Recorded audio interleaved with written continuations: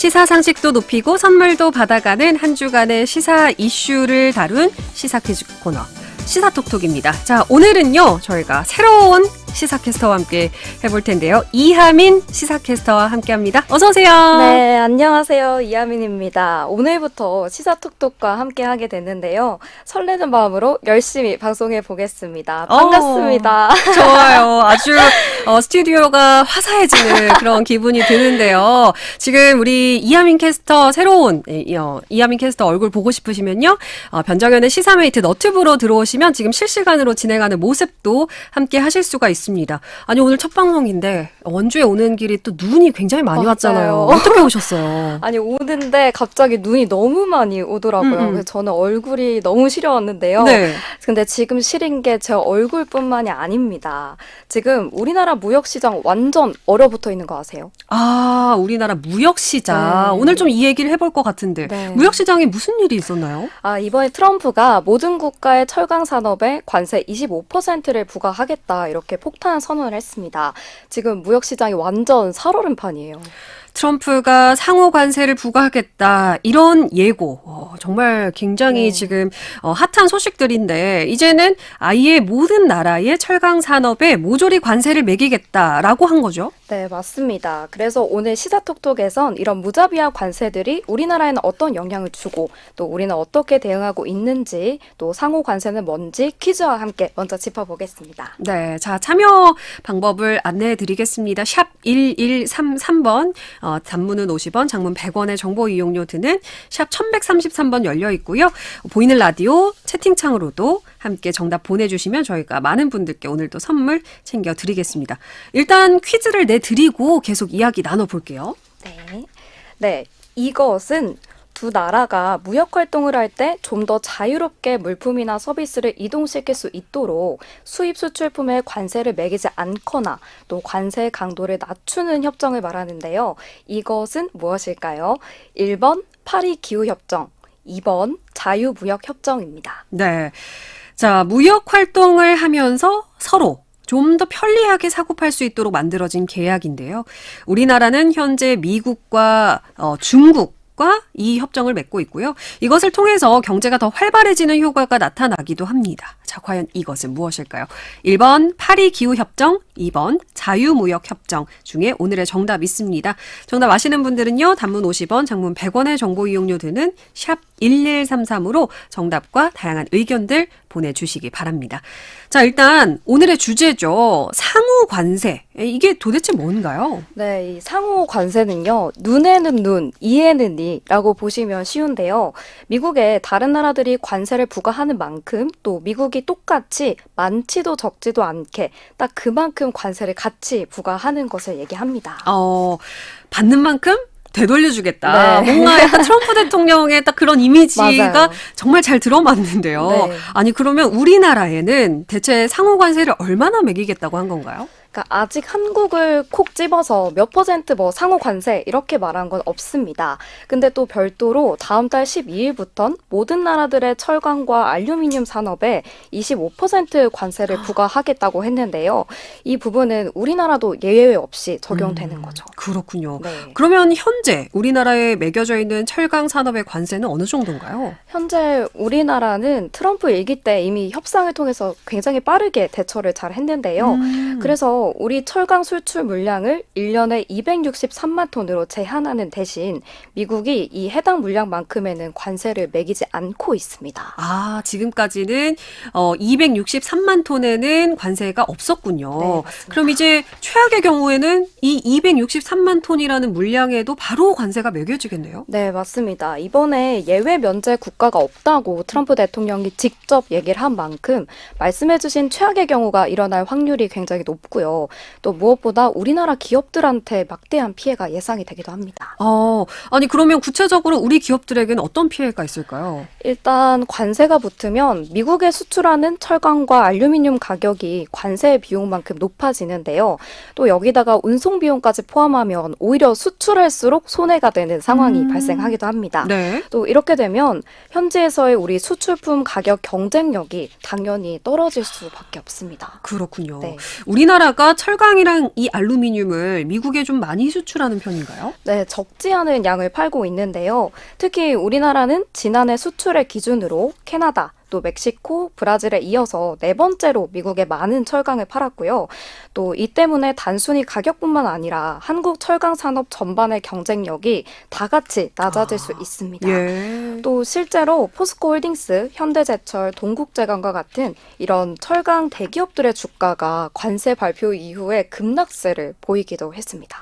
그렇군요. 그러면 일단 국내 기업들이 직격탄을 받지 않기 위해서 정부의 대응이 굉장히 중요할 것 맞습니다. 같은데 이럴 때 좀 어떻게 대응하면 좋을까요? 우선 앞서 말씀드린 트럼프 일기 때처럼 원활한 협상을 통해서 일정 수출량엔 무관세를 인정받는 것, 이게 가장 현실 가능성이 있기도 하고 최우선입니다. 그러면 관세 부과 발표 이후에 정부에선 뭐 이렇게 말씀해주신 실질적인 협상안을 내놓는다든가 어떤 조치가 있었나요? 아직까지는 없었는데요. 물론 최상목 권한대행이 관세로 피해를 입는 국내 기업들한테 뭐 필요한 지원을 해주겠다. 네. 철강업계 경쟁력 강화를 위해서 대책을 마련하겠다고 말을 하긴 했는데요. 아직 말뿐인 상황이고 또 다음 주에 열릴 수출 전략 회의에서 구체적으로 어떤 방안들이 나올지 계속 지켜봐야 합니다. 네. 하루빨리 트럼프 대통령과 통화를 하든 타협 방안을 먼저 제시를 하든 원만한 협의를 좀 이끌어야 될 것 같고요. 네, 맞습니다. 그러면 이쯤에서 저희 참여하시도록 시사톡톡 퀴즈를 한 번 더 내드릴까요? 네, 좋습니다.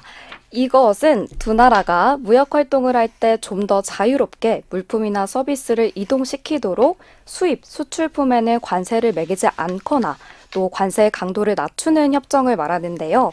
이것은 무엇일까요? 1번 파리 기후 협정, 2번 자유무역협정입니다. 네. 자, 정답 아시는 분들은요. 단문 50원, 장문 100원의 정보 이용료 드는 샵 1133번으로 1번 파리 기후협정일지, 2번 자유무역협정일지 다양한 의견과 함께 보내주시기 바랍니다. 우리나라는 지금 이렇게 좀 대처에 소극적인 모습을 맞습니다. 보이고 있잖아요. 네. 앞으로 상호관세도 예고가 돼 있고 다른 나라들은 어떤지 좀 궁금해요. 지금 우리나라만 이렇게 뒤처지고 있다고 해도 과언이 아닐 정도로 다른 국가들은 트럼프한테 굉장히 적극적인 애정 공세를 펼치고 있습니다. 애정 공세라 어떤 나라들이 이렇게 러브콜을 보내고 있는 걸까요? 네, 일단 최근에 일본의 이시바 시게루 총리가 트럼프 대통령과 첫 정상회담을 가졌는데요. 이시바 총리가 트럼프를 신이 선택한 사람이라고 치켜 세우고 또 트럼프의 취향과 행동 패턴 이런 것들을 굉장히 철저하게 분석해서 정말 트럼프 맞춤형 외교를 보였습니다. 그렇군요. 아니 전 사실 뭐 뉴스를 볼 때 방위비를 대미 투자다 막 이런 식으로 표현을 했길래 좀 이렇게 너무 이게 비위를 맞추는 게 아닌가라는 생각도 네. 들었는데 트럼프 입장에선 당연히 좋았을 것 같아요. 트럼프는 입이 귀에 걸렸는데요. 특히 미국이 일본에 관세를 부과할 경우 보복을 하겠냐 뭐 이런 질문에 이시바 총리가 가정적인 질문에는 답할 수 없다 뭐 이러면서 마치 미국과 일본이 한 집안인 것처럼 표현을 했습니다. 이렇게 이시바 총리가 굉장히 유머 있게 답을 피하는 모습을 보면서 트럼프가 흡족해 하기도 했습니다. 네. 이번 정상회담을 계기로 또 일본이 관세 전쟁에서 좀 유리한 위치를 차지하는 것 아닌가 이런 관측도 나오고 있어요. 네, 맞습니다. 관세 전쟁을 완전히 피했다, 뭐 실질적인 성과를 거뒀다 이런 평가도 받았는데요. 관세 전쟁을 피하긴 했지만 잃는 것도 그만큼 많았습니다. 어떤 걸 잃을 수가 있을까요? 특히 미국의 안보 강화를 위해서 일본의 방위비를 2배 이상 증액하기로 약속을 했고요. 또 1,400조 원대가 넘는 미국에 대한 투자를 하겠다고 가감없이 말했습니다.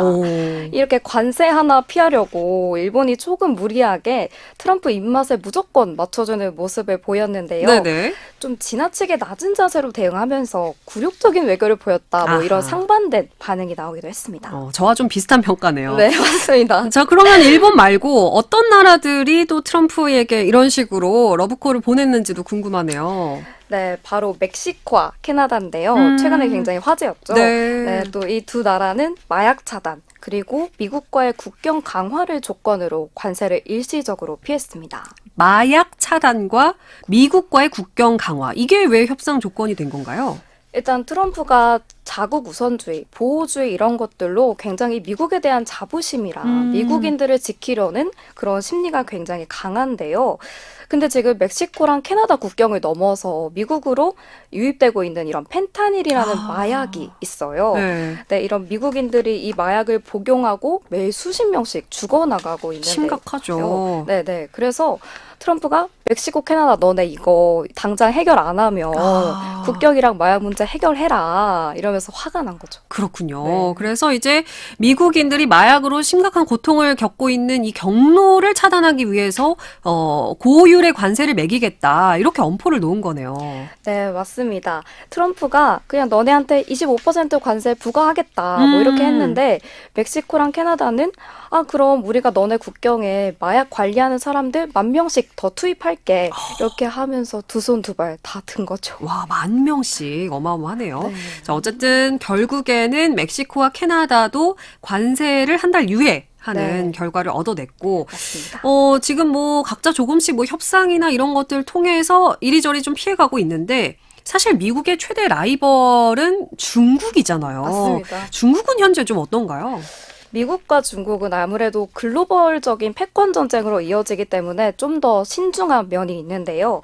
아직 트럼프랑 시진핑 주석이 통화조차 하지 못한 상황입니다. 네네. 그래도 중국이 미국산 액화천연가스에는 15%, 농기구랑 자동차에는 10% 정도로 예상보다 약한 보복 관세를 매기면서 대화의 여지는 어느 정도 남겨둔 상태입니다. 그렇군요. 미국이 일단 관세를 부과하고 중국도 어떤 분야에 대해서 보복 관세를 매기면서 아직은 협상이 좀 필요한 시기다. 네. 아, 그렇군요. 이 관세 전쟁에서 살아남는 나라가 누가 될지, 좀 우리나라는 언제쯤, 만족할 만한 그런 협상을 할 수 있을지 맞습니다. 주시를 해야 될 것 같고요. 오늘 내주셨던 퀴즈, 많은 분들이 의견도 함께 보내주고 계신데요. 관세 나빠요. 라고, 문자 주신 분도 계십니다. 7555번님. 세계 제일 강대국에 다들 떨고 있죠. 9627번님 문자 주셨고요. 여러 가지로 더 힘들어질 것 같아서 걱정입니다. 라고 2461번님도 문자 주셨습니다. 많은 분들이 지금 정답도 참여해주고 계신데요. 오늘 정답 몇 번인가요? 네, 오늘 정답은 2번 자유무역 협정이었습니다. 네. 자, 자유무역 협정으로 정답 보내주신 7448번님께 저희가 오늘 선물 보내드리고요. 앞으로 계속 발표될, 내일도 뭔가 발표가 있을 거라고 맞습니다. 하잖아요. 그래서 상호 관세 어떻게 될지 집중해 주시면 좋을 것 같습니다. 자, 오늘 시사톡톡 이하민 시사캐스터와 함께 했습니다. 오늘 말씀 고맙습니다. 고맙습니다. 그럼 저희는 서태지의 시대유감 듣고 2부로 찾아오겠습니다.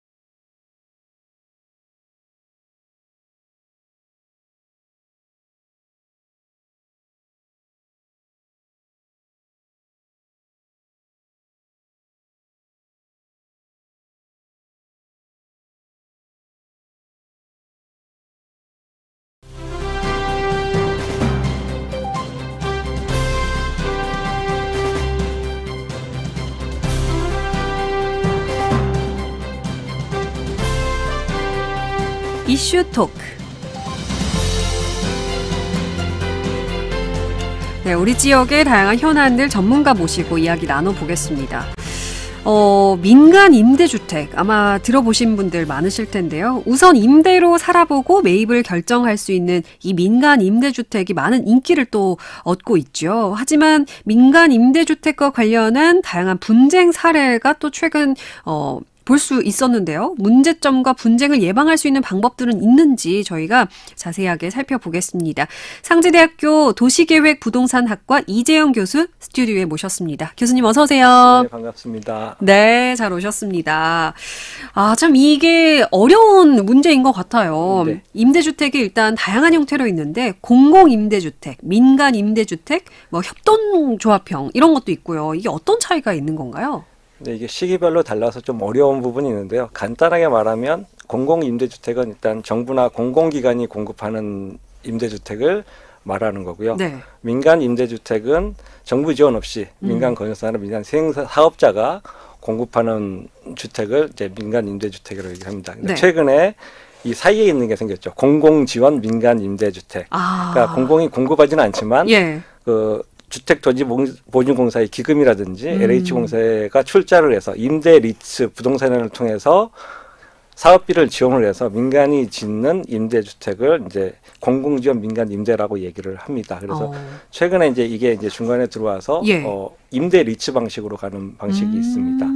그래서 이제 협동조합형은 소위 이제 분양형 주택에서 보는 지역주택조합. 네. 그러니까 조합을 만들어서 분양형 주택을 하는데 협동조합은 우리가 산 주택을 임대주택을 만들어서 협동조합 형태로 만든 거를 협동조합형 임대주택이라고 얘기를 하고 있습니다. 네. 약간씩 이제 뭐 공급자나 이런 부분들이 다른 이런 네네. 형태로 이렇게 좀 굉장히 다양한 형태로 있어서 좀 많은 분들이 네. 헷갈리실 수도 있을 것 같습니다. 그래서 잠깐 살펴보면 네. 그러니까 공공임대는 이제 초창기에는 이제 저소득층이나 생활이 어려우신 분들을 위해서 영구임대나 국민임대 주택을 많이 이제 정부에서 공급을 했었죠. 예. 그러다가 임대주택이 이제 너무 서민주택이다라고 하다 보니까 중산층을 위한 집값이 너무 오르다 보니까 중산층도 좀 좋은 환경에서 살 수 있는 주택을 짓지 않을까 해서 이제 박근혜 정부 때 뉴스테이도 있었고 네. 그다음에 특정한에서 이제 청년이나 신혼주택, 행복주택 이런 것들이 있었고 이제 서울시 같은 경우에는 시프트라 그래서 장기 전세 주택을 공급하고 있죠. 네. 이런 것들이 이제 공공임대에 속하게 되는 거고요. 예. 민간 임대는 일반적으로 건설사가 짓는 민간 임대가 있는데 장기 임대가 이제 기본으로 해서 있고요. 네. 그러니까 잘 아시겠지만 한남더 힐이나 나인원 한단도 민간 임대 아파트입니다. 네네. 그러니까 이게 처음부터 지금 뭐 100억이 넘어가는 주택이긴 하지만 예. 분양 전환할 수 있는 민간 임대 아파트에 속하고 있습니다. 그래서 민간 임대 아파트의 수요자가 굉장히 다양하게 있는 거죠. 네. 그렇군요. 이렇게 설명을 또 자세하게 해주시니까 조금 더 이해가 됩니다. 그런데 이제 최근 몇 년 사이에 민간 임대주택이 어떤 유행처럼 네.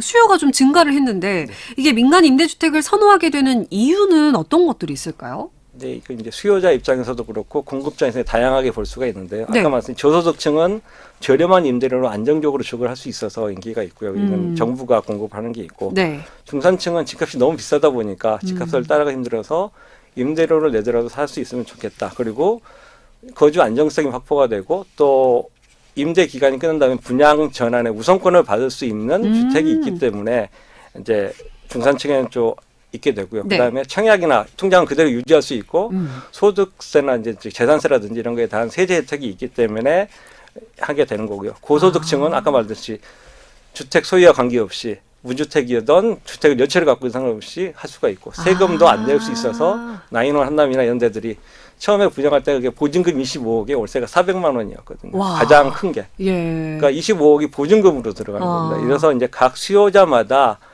세제 혜택이라든지 주거 거주 안정성이라든지 다양한 측면에서 임대주택이 좀 선호가 됐고요. 공급자 측면에서는 분양가 상한제라는 게 있었습니다. 네네. 그러니까 이제 토지 가격이 계기로 오르다 보니까 건설사 입장에서는 분양가를 많이 받아야 수익을 얻는데 그렇죠. 분양가 상한하다 보니까 더 이상 어느 분양주택을 이상을 지으면 손해가 나기 때문에 그렇죠. 일단 임대를 해놓아서 5년 뒤에 분양 전환했을 경우에 거기는 분양가 상한제가 적용되지 않습니다. 네. 그러니까 시세 차익을 얻을 수가 있는 거죠. 그래서 아까 말했던 나인원 한남이나 한남더 일도 처음에 임대를 하고 분양 전환할 때 과연 이걸 어떤 가격으로 분양을 해야 되냐 분쟁이 많이 있었던 거죠. 그래서 민간 임대 같은 경우는 어떻게 보면 꼭 먹고 안 먹고도 될 수가 있는 네. 거기 때문에 공급자 측면에서는 안 할 이유가 없었다고 그러네요. 보시면 될 것 같습니다. 와, 이렇게 공급자 측면에서도 그렇고 수요자 측면에서도 각 계층이라고 해야 될까요? 네. 각 층마다 이제 원하는 그런 내용들이 각기 다른데 네, 네. 또 그런 니즈를 다 파악이 되는 주택이다 보니까 또 인기가 있었던 네, 네. 거군요. 거주의 안정적으로 내 집을 가질 수 있다. 이게 좀 가장 큰 이점 중에 하나가 아닐까 싶습니다. 네. 이점이 굉장히 많은 제도인데요. 네. 근데 또 요즘 어떤 부분에서 분쟁이 많이 발생하고 있을까요?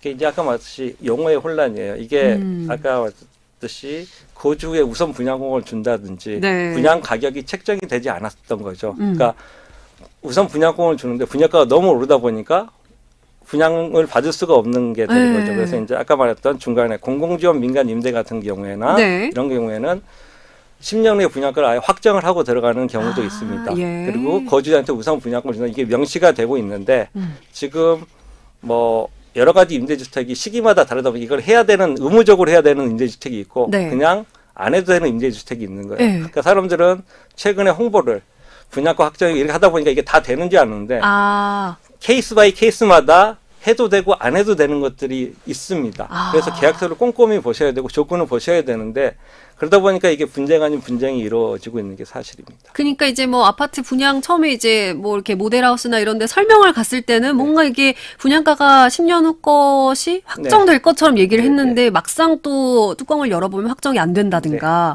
아, 이런 문제가 또 발생할 네, 수도 네. 있군요. 우선 분양권이 있지만 분양가가 얼마일지 모르는 이런 상황이 또 돼버리기 때문에 이제 공공지원 네. 같은 경우에는 그런 것을 심사를 통해서 예. 확정을 하게끔 지금 하고 있습니다. 이제 아. 그런 것들이 홍보가 되다 보니까 네. 그게 당연시 되는지 알고 있는데 이미 이전에 지어지고 있던 것들은 그런 것들이 해당 안 되는 없으니까. 것들이 되게 많죠. 그래서 그렇군요. 한남더 힐도 그 비싼 아파트도 케이스 바이 케이스로 소송을 통해서 분양가를 조정했던 사례도 있습니다. 그렇군요.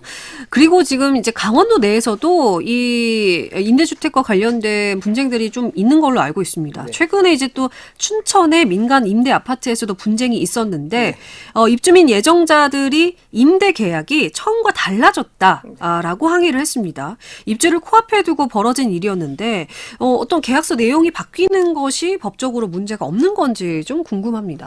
네, 말씀드렸듯이 계약서 내용은 바뀐 게 없는 것 같고요. 어, 홍보 내용과 계약서 계약서가 내용. 일치하지 않았던 거 그리고 입주자들이 그걸 꼼꼼히 챙기지 못했던 점이 좀 문제가 되었던 것 같고요. 예. 그래서 이제 춘천 같은 경우에는 그 10년 장기 일반 임대, 그러니까 민간 임대죠. 소위 말하면 그걸로 돼 있었던 것 같은데 네. 그런 것들이 아까 분양가를 확정을 안 해도 되는 종류에 속하는 임대주택이었기 때문에 최근에 홍보가 장기 공공 지원과 헷갈려서 네. 해야 된다고 하는 것도 있고 다른 지역은 또 그런 게 되는 게 있다 보니까 서로 케이스 바이 케이스다 보니까 이런 다른 데는 해주는데 우리는 안 해주느냐. 그런데 아, 이거는 똑같이 이미. 적용될 수 있는 게 아니기 때문에 뭐 어쩔 수 없는 부분이고 또 이번에 문제가 됐던 거는 시공비가 올라서 네. 이제 그거를 뭐 대납을 해야 되나 마는 시행사 자재비나 이런 공사비 때문에 네. 이거는 입주자의 문제가 아니라 시공사의 문제였던 것 같습니다. 그렇군요. 그럼 네. 방금 얘기하시는 이 공사비, 뭐 자재비 이런 게 뭐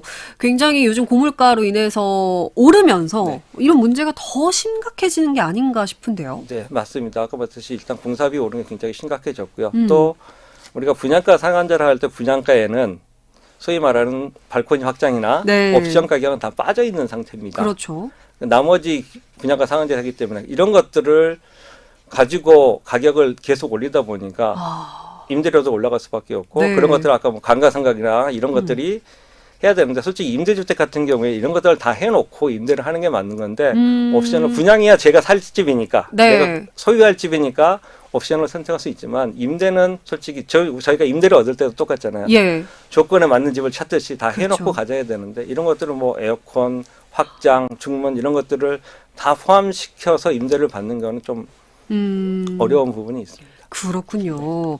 이게 사실 뭔가 이제 계약서랑 홍보 내용이 똑같은지를 꼼꼼히 따져야 하지만 사실 이게 너무 많은 정보를 듣다 보면 너무 어려운 일이잖아요. 그렇기 때문에 참 많은 분들이 이렇게 좀 꼼꼼히 챙긴다고 하면서도 좀 이런 일을 겪지 않나 싶습니다. 뭐 이 밖에도 임대이기 때문에 원상복구 비용을 과다 청구한다든지 계약 해지 조건을 좀 임차인에게 불리하게 적용한다든지 이런 문제들도 계속 발생하고 있는데 이런 분쟁 좀 조정을 해야 할 공공기관은 없을까요? 그러니까 공공임대 같은 경우에는 네. 공공기관에서 다 하고 있는데 네. 이게 문제가 되는 게 민간. 민간 임대 네. 부분이겠죠. 어떻게 보면 개인 대 기업, 내지는 개인 대 개인으로 해야 되는 문제가 있어서 이게 분쟁 조정을 공공기관이 이렇게 딱히 존재하지는 않는 것 같고요. 그래서 네. 이제 갈등조정위원회나 분쟁조정위원회에서 나서고 있고요. 지자체. 그래서 이번에도 춘천시도 지자체가 나서서 네. 뭐 해결한 것 같은데 이거는 그나마 공사비 문제가 해결이 가능한데 이제 개인 대 개인 문제는 좀 쉽게 조정하기가 쉽지 않은 게 사실입니다. 그러네요. 뭐 네. 그런 경우는 뭐 소송까지도 이렇게 갈 수밖에 없는 건가요? 그렇죠. 이제 좀 그럴 수밖에 없죠. 예. 춘천의 상황도 저희가 살펴봤는데, 이제 사실 원주의 문제가 조금 더 일찍 불거졌습니다. 네. 반곡동에서 공공지원 민간 임대주택 사업으로 지역 주민들의 반발이 거셌고, 지금도 이제 그런 상황이고요. 주민들은 사업 부지에 내 토지가 편입된 줄도 몰랐다. 예, 내가 살고 있는 곳이 편입된 줄 몰랐다고 했고, 이게 좀 제도적으로 사각지대가 있는 건지, 왜 이런 문제가 발생하는 걸까요? 네. 앞에서 말씀드렸는데 이제 공공지원 민간 임대도 네 가지 종류가 있습니다. 좀 살펴보면 네. 아까 말했듯이 그 허그의 기금이나 공공기관 LH나 이런 데 출자가 있는 임대 리츠로 운영되다 보니까 네. 일단 민간 제한이 허그 공모 방식이 있습니다. 그러니까 주택 도시 보증공사의 공모를 통해서 하는 것과 네, 택지 공모형이라는 게 있어요. LH에서 택지를 만들어 놓고 그 택지에 짓게끔 해서 공모, 건축 계획이나 주거 서비스 어떤 것들을 할 것이냐 이런 공모를 가게 되는 것들은 이미 공공기관에서 심사를 통하거나 하기 때문에 문제가 없어요. 네. 근데 또 하나 이제 촉진지구형, 지금 촉진지구형. 원주 반곡지구죠. 네. 공공적 민간 임대주택 촉진지구로 지정해서 하는 게 있습니다. 네. 이거 같은 경우는 토지 면적의 음. 2분의 1 이상만 소유를 하거나 동의가 있으면 네. 지구 지정 제한을 할 수가 있습니다. 촉진지구 지정 제한을 할 수가 있어요. 그러다 보니까 하는데 지금 원주 방구 같은 건 한 필지가 네. 전체 필지의 한 필지가 한 62%를 차지하고 있습니다. 아. 그러니까 다른 사람이 아무런 몰라도 사업지구 지정 제한은 할 수가 있었고 아. 사업자로 이제 지구 지정의 단계로 갔던 거죠. 예. 그러니까 주민은 모를 수밖에 없는 상황이 되어 있는 거고 네네. 지구 지정이라는 단계로 거치면 지구계획 승인이라는 단계가 있는데 네. 지구 지정과 단계에서 주민 공람을 하게는 됩니다. 그래서 이제 주민들이 봐서 반대를 하게도 되는 것도 있는데 지구 계획 승인을 날려면 토지 면적의 3분의 2 이상과 토지 소유주의 2분의 1 이상의 동의가 있어야만 지구 계획 승인이 나는 거예요. 네. 아직 여기까지는 못 간 것 같고 또 이게 80%까지 확보가 되면 20%는 토지를 수용할 수 있는 데까지 가게 있습니다. 그래서 이게 건축의 알박기랑 좀 반대 개념이라고 보시면 돼요. 토지 면적이 가장 큰 필지를 가진 사람이 50% 이상이니까 지주정 먼저 하게 되는 경우, 네. 근데 주민이 몰랐을 수밖에 없을 것 그렇죠. 같고요. 그래서 이제 주민 공람이라는 절차가 있고 동의 절차가 있는데 여기서 이제 주민들이 그 단계에서 적극적으로 의사 표명을 해 주셔야만 네. 좀 될 것 같고요. 예. 일단 이게 이제 민간 공공 아까 임대주택을 공공에서만 하기에는 부담이 있기 때문에 민간 참여를 위해서 조금 지구 지정 제한 이걸 조금 완화를 시켜놨다 보니까 왜냐하면 솔직히 지방 같은 경우는 민간 임대로 이렇게 이득을 내기가 쉽지 않습니다. 근데 원주 방구 같은 경우에는 아까 촉진지구형은 전체 분양에서 50% 이상만 공공적 네. 민간 임대로 하면 되기 때문에 나머지 분양형 주택을 짓기 위한 사업비로 쓸 수 있는 그런 것들이 같이 이제 복합적으로 얽혀 있는 것들이 있어요. 그러니까 이게 좀 완화해준 부분이 지구 지정 단계에서 주민이 모를 수도 있다는 부분이 좀 있고요. 됐지만 지구계획 승인 단계에서 그 같이 가는 장에서 주민 공람 절차가 있어서 지역 주민들도 충분히 살펴보고 예. 갔으면 좋을 것 같습니다. 그렇군요. 네. 근데 이게 주민들 입장에서는 어떻게 보면 굉장히 불리할 수밖에 없는 제도인 거잖아요. 네. 그래서 제가 듣기로 뭐 주민 설명회도 뭐 이렇게 제대로 알리지 않고 네. 뭐 이렇게 했다. 뭐 이러면서 주민들이 전혀 알 수가 없는 그런 상황이었다라고 했는데 이런 이게 존재하는 이유가 뭘까요? 네, 그게 이제 수요자 공급에 아까 말했듯이 하지만 임대주택을 공공이 다 할 수는 없거든요. 공공은 LH가 굉장히 많은 적자를 보고 있지 않습니까? 그래서 민간 참여를 통해서 민간 임대주택을 공급을 해야 되는데 그래서 이제 민간한테 좀 참여할 수 있는 기회를 주기 위해서 완화시키기 위해서 해놨는데 네. 그 법이 이제 조금 지구 지정 단계에서 네. 반곡 케이스 같은 경우에는 문제로 될 수가 있다. 어. 반대로 원주 무실이나 이런 데는 택지 공모형으로 네, 나가게 될 네. 거예요. 그래서 예. 그런 데는 이제 아무 택지를 LH가 조성을 하고 하기 때문에 문제가 없는데 네. 이거는 이제 민간 사업 제한으로 들여다 보니까 더구나 한 필지가 62%짜리 큰 필지다 보니까 예. 좀 문제가 되는 게 되겠죠. 그렇군요. 지금 이게 분쟁이 계속되고 있잖아요. 근데 지구 지정이 아직 남아 있는 그런 상황인가요? 지구 지정은 된 상태고 촉진지구 지정은 되어 있고요. 예. 지구 계획 승인이라고 해서 어떻게 계획 할 승인? 거. 네. 이 단계가 거쳐질 거라고 보십니까?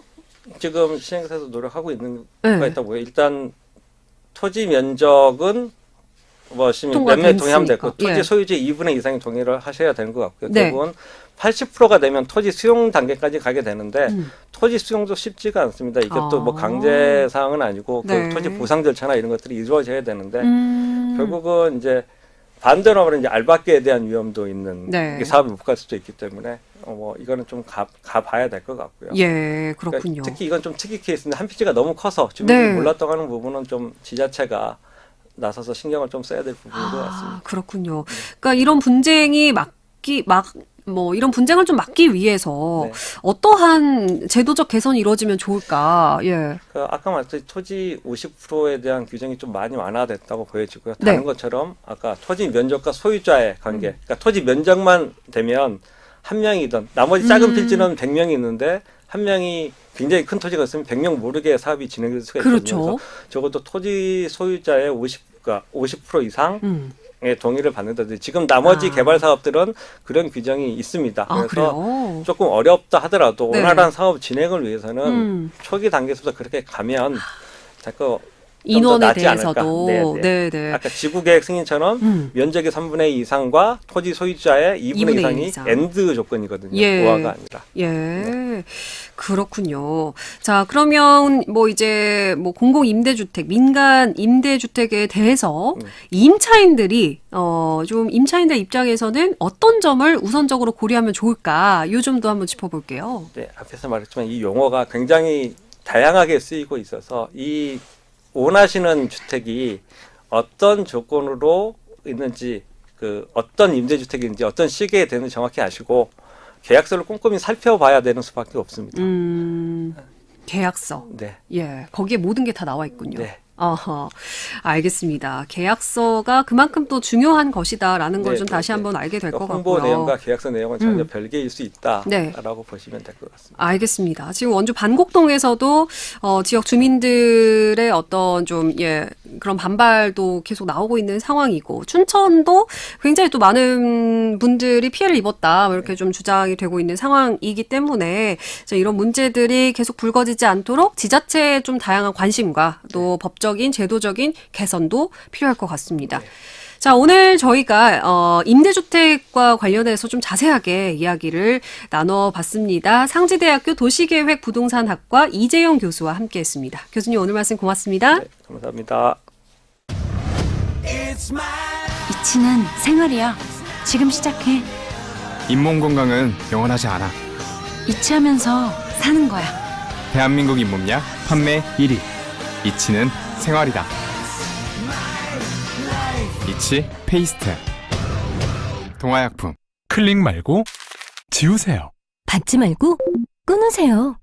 보이스피싱 피해자라면 최대 300만 원의 긴급 생활비와 심리상담, 법률 지원까지. 지금 신청하세요. 보이스피싱 제로. 보이스피싱 제로는 신한은행, 사랑의 열매, 굿네이버스, 경찰청, 금융감독원과 함께합니다. 마이카를 탔을 뿐인데 케어받는 삶이 시작됐다. 상시 주유 할인 됩니다.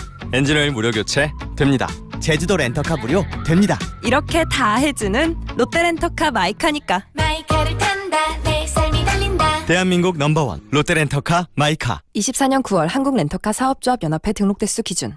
안전화가 이렇게 편해도 돼요? 나도 모르게 집에까지 신고 간다니까요. 우린 발이 건강해야 하니까 안전화 아무거나 못 신어요. 내가 안전해야 가족이 안심하지. 그래서 난 꼭 집에만 신어. 집엔 안전함을 고집하는 확실한 이유가 있다. 생각의 차이가 만드는 가치 집엔. 집엔 안전화. 온 가족이 매일 마시는 물. 어떤 기준으로 선택하세요? 당연히 깨끗한 물이어야겠죠? 미세 플라스틱까지 걱정 없어야 깨끗한 물이죠. 아주 미세한 나노 플라스틱까지 검사해서 안심. 깨끗한 물, 자연 드림, 깊은 물. OECD 측정 기준. 안녕하세요. 강원특별자치도 송양초등학교 1학년 1반 윤시은입니다. 소중한 산림 자원을 한순간에 잃게 하는 것이 바로 산불입니다. 산불은 쓰레기 소각, 논 밭두렁 태우기, 담뱃불 등 사소한 잘못에서 발생합니다.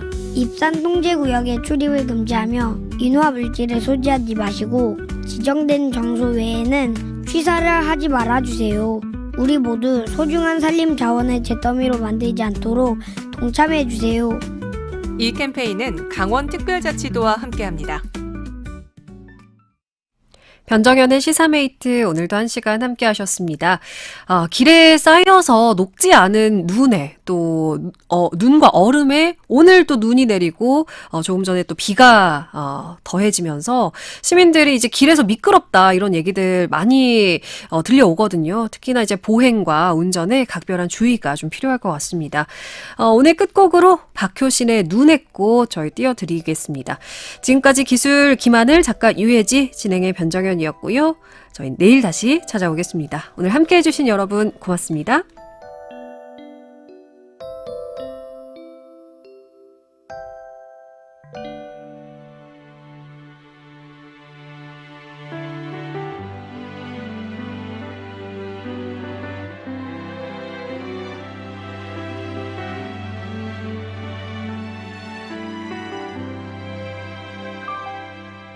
어느새 길어진 그림자를 따라서 따끔해진 어둠 속을 그대와 걷고 있네요.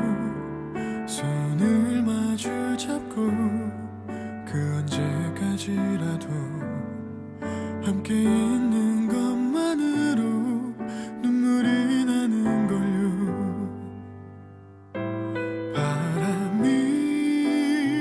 차가워지는 만큼 겨울은 가까워오네요.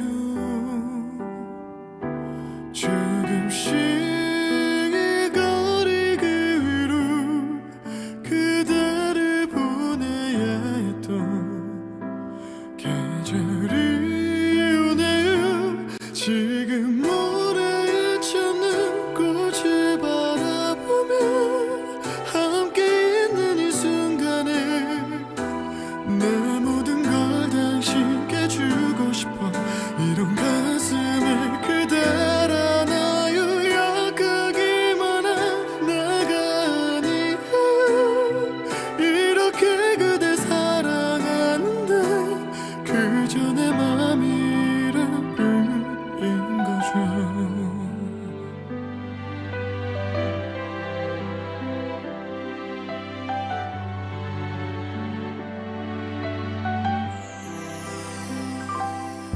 그대 곁이라면 또 어떤 일이라도 할 수 있을 것만 같아 그런 기분이 드네요.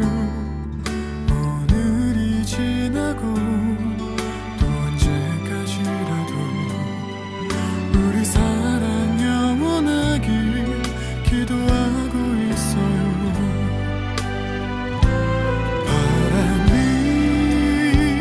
나의 창을 흔들고 어두운 밤마저 깨우면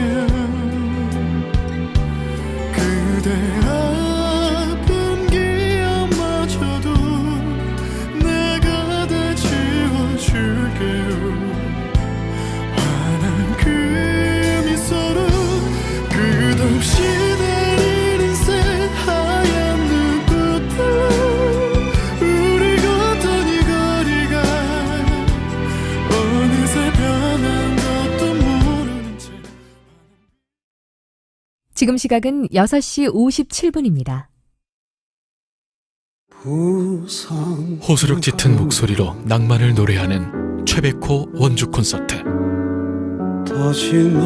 때로는 허스키한 거친 보이스로, 때로는 마음을 노래하는 음유시인처럼 향수를 불러일으키는 가슴 설레는 노래들. 오는 3월 29일 토요일 원주 백운 아트홀에서 세대를 아우르는 이 시대의 레전드 최백호가 찾아옵니다. 가장 행복했던 청춘의 순간, 가장 낭만적으로 찾아올 그날의 감동. 최백호의 48년 음악 인생이 담긴 음악으로 감동 가득한 시간을 여러분께 선사합니다. 3월 29일 토요일 오후 5시 원주 백운 아트홀. 공연 문의 원앤원 엔터테인먼트 1688-8616. 예매 티켓 링크 8세 이상 관람가입니다. 본 공연은 원주 MBC 강원일보가 주최합니다.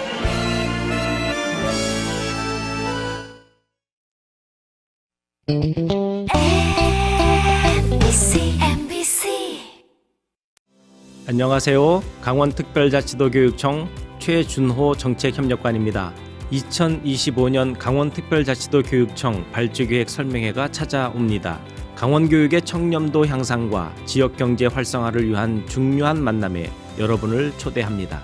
투명하고 공정한 계약문화 확산을 위한 정보 제공과 함께 도내 우수 제품 전시, 공공구매 매칭 등 지역 상생을 위한 다양한 기회가 펼쳐집니다. 2월 14일 금요일 원주 치학체육관. 도내 기업체 관계자 누구나 참여 가능합니다. 강원교육의 미래 함께 만들어가요. 힘내라 지역경제, 모여라 홍천으로. 2025 홍천 우수상품대전 팔도밥상대전이 2월 21일부터 25일까지 닷새간 홍천 종합체육관 특설매장에서 펼쳐집니다. 아이디어 넘치는 천여 개의 우수 중소기업 제품과 전국 팔도 건강한 농특산물을 만날 수 있는 큰 장터. 가족, 친구, 연인 모두 함께 잊지 못할 추억을 만들어보세요. 2025 홍천 우수상품대전 팔도밥상대전에 여러분을 초대합니다.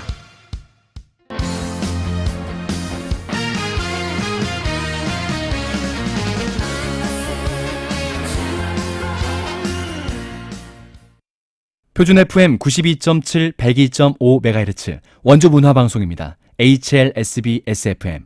행복한 세상에 좋은 친구 MBC 문화방송. 세상을 만나다 MBC 라디오에서 7시를 알려드립니다.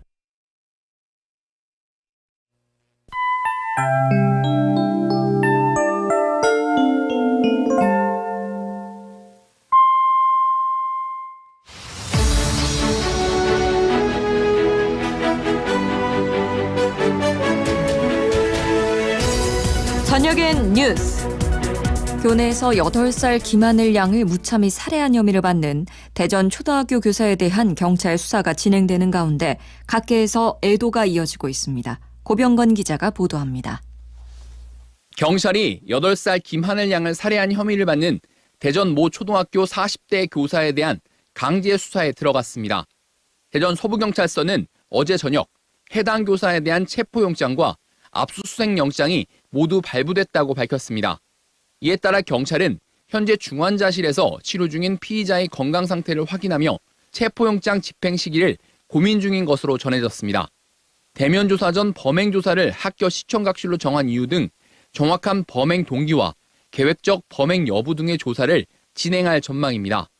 김양 유족 측은 피의자가 흉기를 미리 구입하고 책을 주겠다며 아이를 유인하는 등 이번 사건은 명백한 계획범죄라며 엄벌을 촉구하고 있습니다.